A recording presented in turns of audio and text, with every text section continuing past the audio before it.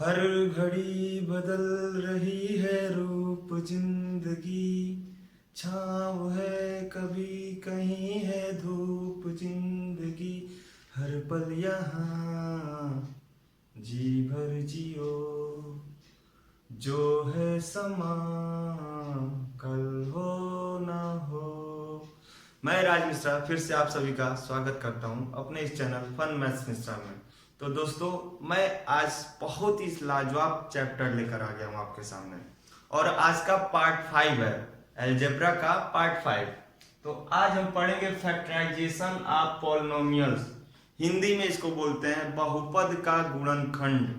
क्या बोलते हैं? बहुपद का गुणनखंड। और इंग्लिश में बोलते हैं फैक्टराइजेशन ऑफ पॉलिनोमियल्स। तो चलिए, हाँ, एक चीज मैं आपसे रिक्वेस्ट करूंगा कि वीडियो को लास्ट तक देखिएगा, ताकि ये 10-15 मिनट आपको मैथ में आगे बढ़ने में सहायता प्रदान करेगा। चलिए, और एक चीज और कर देते हैं, यदि वीडियो आपको बहुत पसंद आ जाए तो वीडियो को कर दीजिएगा क्या, सब्सक्राइब, और कर दीजिएगा अपने दोस्तों में शेयर। तो चलिए चलते हैं। सबसे पहले हम आपको बता दें फैक्टराइजेशन ऑफ पॉलिनोमियल में फैक्टराइजेशन का मतलब क्या चीज होता है। तो सबसे पहले तो हम इसका मतलब समझ लें, ताकि हमको आगे क्वेश्चन को सॉल्व करने में बहुत आसानी हो। तो फैक्टराइजेशन को समझिएगा। जैसे मान लीजिए हम कह दें कि 12 का आप फैक्टर बताएं, तो 12 का फैक्टर क्या होता है? 12 का वो सारा संख्या फैक्टर कहलाता है जो 12 को पूरा का पूरा डिवाइड कर दे। जैसे 12 में 1 से डिवाइड जाता है तो 1 फैक्टर कहलाएगा 12 का। 12 में 2 से भी डिवाइड जाता है तो 2 भी फैक्टर कहलाएगा 12 का। 12 में 3 से भी डिवाइड जाएगा, 12 में 4 से भी डिवाइड जाएगा, 12 में 6 से भी डिवाइड जाएगा, और 12 में 12 से भी डिवाइड जाएगा। तो मतलब इतना सारा फैक्टर निकल के आ गया। लेकिन हम तो आपको फैक्टराइजेशन बताने वाले हैं। तो फैक्टराइजेशन मतलब ये होता है कि 12 में उसी के फैक्टर के द्वारा आपस में गुणा करके 12 आ जाए, उसको बोलते हैं फैक्टराइजेशन। देखिए कैसे। मान लीजिए फैक्टराइजेशन 12 का फैक्टर 2 था, और 2 में किसका गुणा करें कि 12 आ जाएगा, तो गुणा कर देंगे 6 का। अब देखिए 6 भी 12 का फैक्टर था और 2 भी 12 का फैक्टर था, तो दो फैक्टर को आपस में गुणा करके हम 12 प्राप्त कर लिए। तो ये हमारा कहलाता है फैक्टराइजेशन ऑफ 12। उम्मीद है कि आपको फैक्टराइजेशन समझ में आ गया होगा। चलिए, अब आगे बात आता है पॉलिनोमियल। पॉलिनोमियल क्या होता है? तो पॉलिनोमियल के बारे में इसके पहले वाले पार्ट में हम बहुत अच्छे से आपको समझाए हैं। देखिए यहाँ पे भी हम आपको बताएंगे पॉलिनोमियल के बारे में। पॉलिनोमियल होता क्या चीज है? सबसे पहले समझिए कि मोनोमियल क्या होता है। मोनोमियल मोनोमियल एक टाइप्स होता है, अलजेब्रिक इक्वेशन का टाइप्स होता है। जैसे हम मोनोमियल मतलब मानते हैं जो सिंगल टर्म्स होता है उसको मोनोमियल नाम से बुलाते हैं, उसका नामकरण कर दिए कि वो मोनोमियल कहलाएगा। उसी तरह डबल टर्म्स रहेगा, दो टर्म्स रहेगा। जैसे मान लीजिए 3x है, ये सिंगल टर्म्स है तो इसको हम मोनोमियल कह लिए। यदि 3x प्लस 4y, अब यहाँ पे तो दो टर्म्स हो गया, एक तो ये टर्म्स हो गया और दूसरा ये टर्म्स हो गया, तो सब मिल तो गया पॉलिनोमियल। जब एक से अधिक टर्म्स होता है तो उसी को बोलते हैं पॉलिनोमियल, ठीक है। और इसको हम बायोनोमियल भी कह सकते हैं, लेकिन आपको हम पॉलिनोमियल बताने वाले थे। तो जब एक से अधिक टर्म आता है या एक से अधिक टर्म यूज करते हैं तो उस समय उस पूरे टर्म्स को हम बुला सकते हैं पॉलिनोमियल्स, ठीक है। तो चलिए, आज मैं आपको बहुत अच्छे से समझाऊंगा, बस वीडियो को अंत तक देखिएगा, भागिएगा नहीं। फैक्टराइजेशन का सबसे पहले तो हम समझ ले टाइप्स। कितने टाइप्स होता है फैक्टराइजेशन के? तो स्पेशली तो फैक्टराइजेशन के 6 टाइप होते हैं, लेकिन मैं आपको केवल 3 टाइप्स बताऊंगा, और वो तीनों टाइप्स ऐसा टाइप्स बताऊंगा ताकि 10 तक आपको कोई दिक्कतें नहीं होगा। पहला टाइप्स हमारा कहलाता है ग्रेटेस्ट कॉमन फैक्टर। पहला टाइप्स क्या कहलाता है? Greatest common factor. ध्यान दीजिएगा, पहला टाइप हमारा कहलाता है ग्रेटेस्ट कॉमन फैक्टर, पहला टाइप चाहिए। अब ये क्या चीज होता है भैया, तो चलिए देखिए क्या चीज होता है।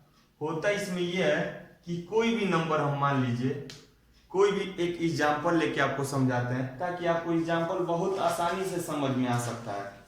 एग्जाम्पल देखिएगा, एग्जाम्पल में जैसे हम मान लीजिए कह दे 3x प्लस 3y, इसको हमको फैक्टराइज करना है।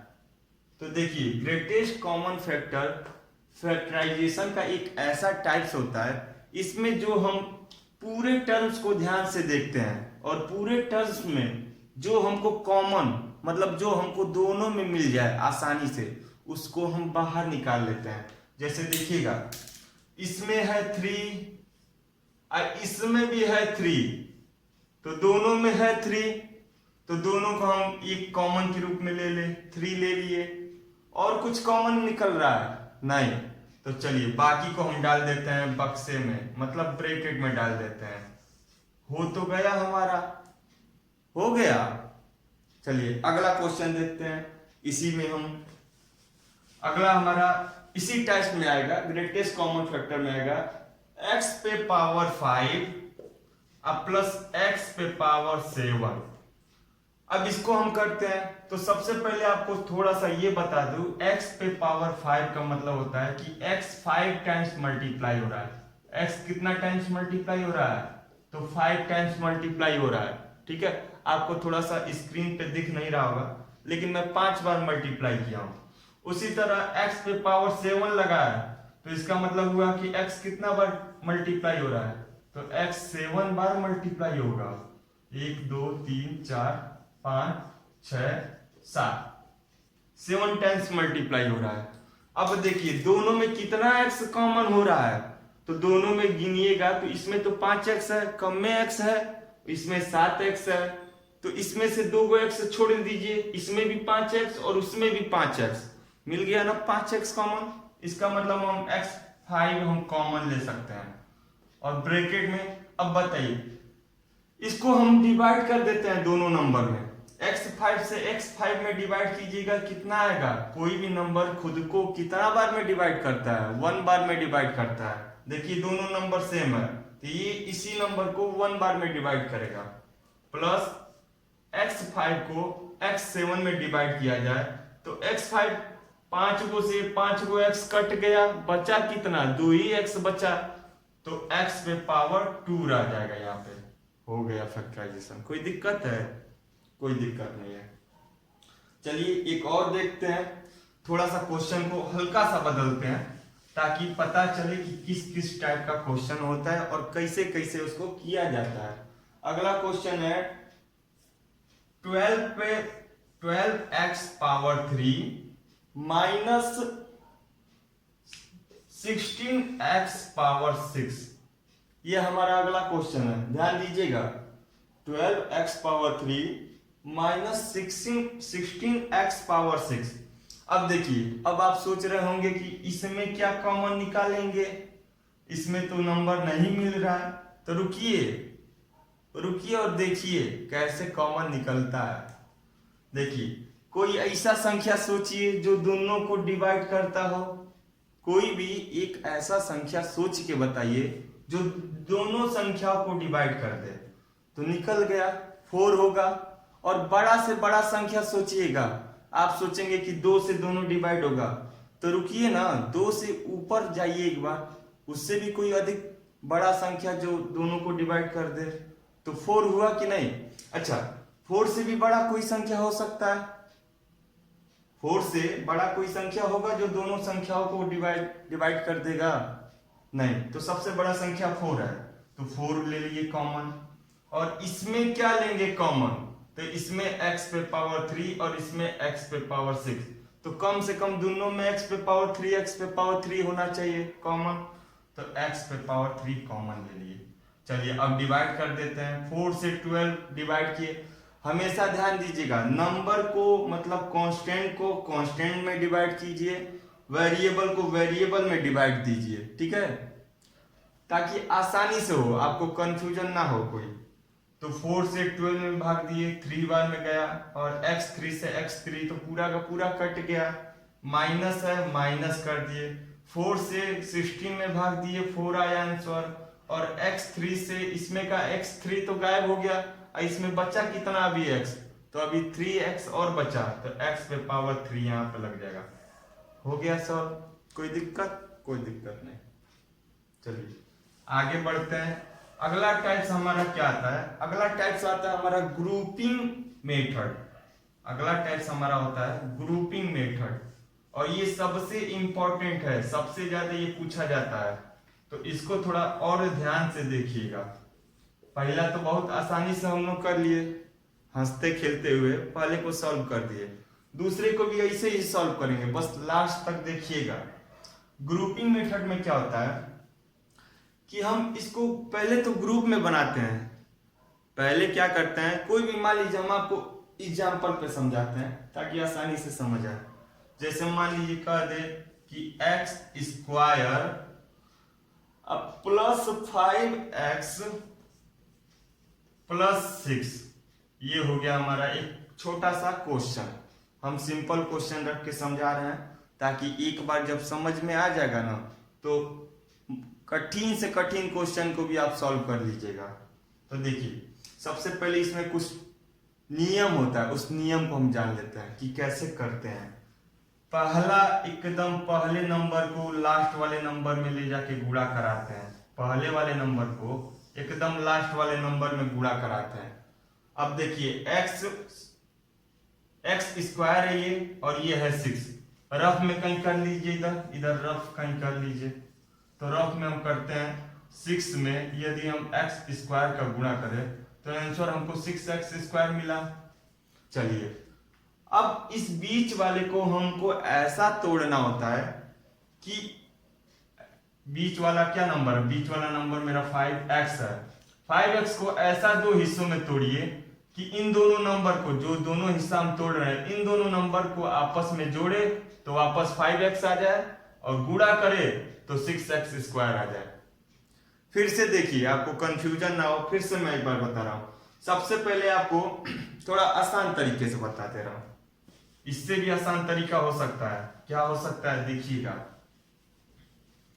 इससे आसान तरीका ये हो सकता है कि सबसे पहले तो आप एकदम शुरू वाला पहले टर्म्स को लिख लीजिए और लास्ट वाले टर्म्स को उसके साइन के साथ लिख लीजिए। बीच वाले के लिए आप दो जगह छोड़ दीजिए, थोड़ा सा ज्यादा गैपिंग करके छोड़ दीजिए। अब बीच वाले जगह को छोड़ दिए। अब इस संख्या को आप ऐसा दो हिस्सों में बांटिए ताकि उन दोनों संख्याओं को आपस में जोड़े तो 5x आ जाए, और उन दोनों संख्याओं को आपस में गुणा करे तो इन दोनों के गुणा के बराबर आ जाए। तो देखिए, इन दोनों का गुणा किए तो हमको आया 6x, और जिस संख्या को तोड़ना है वो 5x है, तो 5x को दो हिस्सों में तोड़िए, बताइए क्या होगा। थोड़ा सा इस पे आपको देखना पड़ेगा, समझना पड़ेगा। तो यहां पे होगा क्या, 2x प्लस 3x,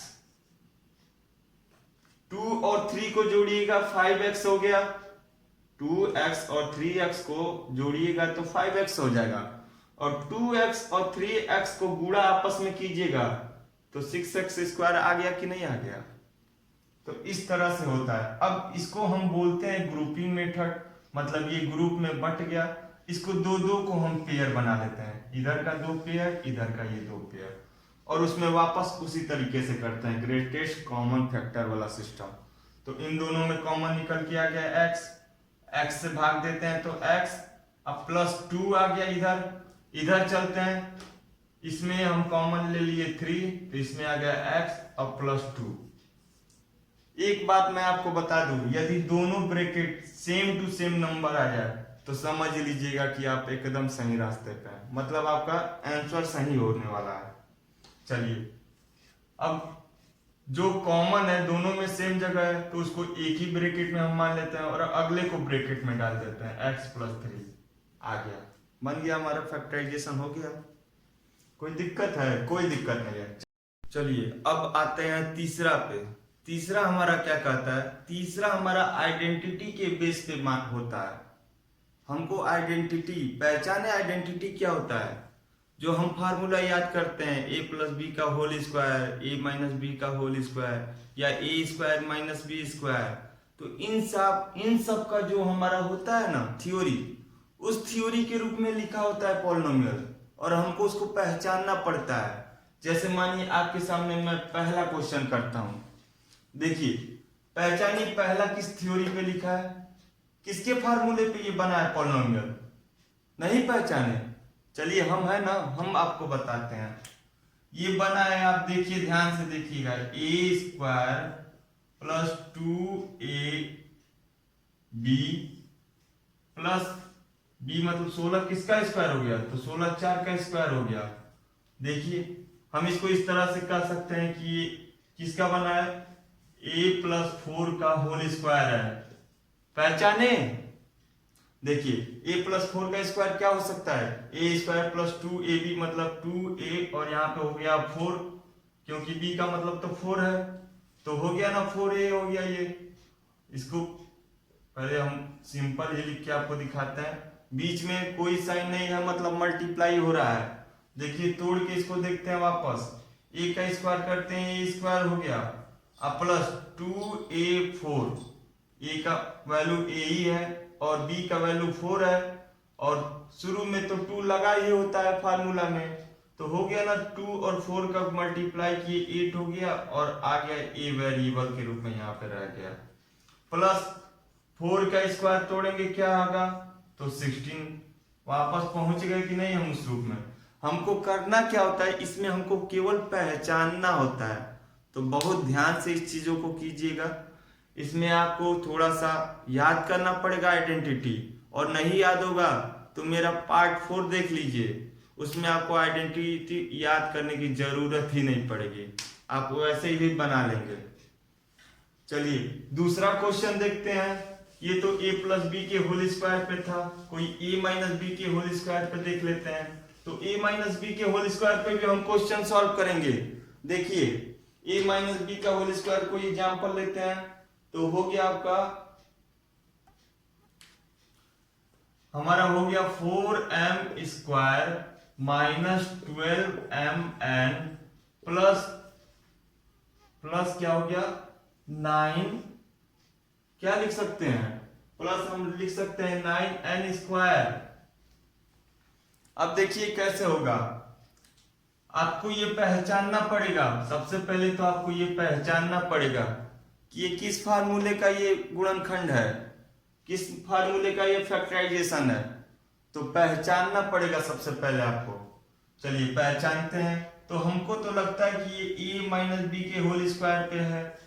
आप कहेंगे कैसे सर, तो a माइनस बी का होल स्क्वायर होता है a square plus B square और माइनस 2ab। यहाँ पे देखिए आप कहेंगे सर बीच में तो माइनस है, आप बीच में प्लस बोल रहे हैं, तो बस नंबर का हेर फेर हो रहा है। हम चाहेंगे तो इस चीज को ऐसे भी लिख सकते हैं a स्क्वायर और प्लस बी स्क्वायर को हम एकदम लास्ट में भेज सकते हैं, प्लस बी स्क्वायर और माइनस 2ab को बीच में रख सकते हैं।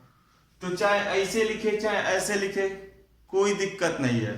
देखिए अब इस रूप में आप कहेंगे कि हाँ सर इस रूप में तो है, तो मिल गया कि नहीं। तो पहला काम आपको आइडेंटिटी पहचानना पड़ेगा, और जब आइडेंटिटी पहचान लेते हैं तो बस उस रूप में लिख दीजिए आप। रूप हमारा कौन सा बनता है, देखिए कैसे बनता है। हम इसको लिख सकते हैं 4 को हम लिख सकते हैं 2m स्क्वायर माइनस इसको लिख सकते हैं क्या 2, पहले तो मल्टीप्लाई होता है और किस में होता है मल्टीप्लाई 2m, और n का भी अभी पहले कर लेते हैं क्योंकि a square plus B square जब मालूम होगा तभी तो बीच में हम ए बी का गुणा करके दिखाएंगे।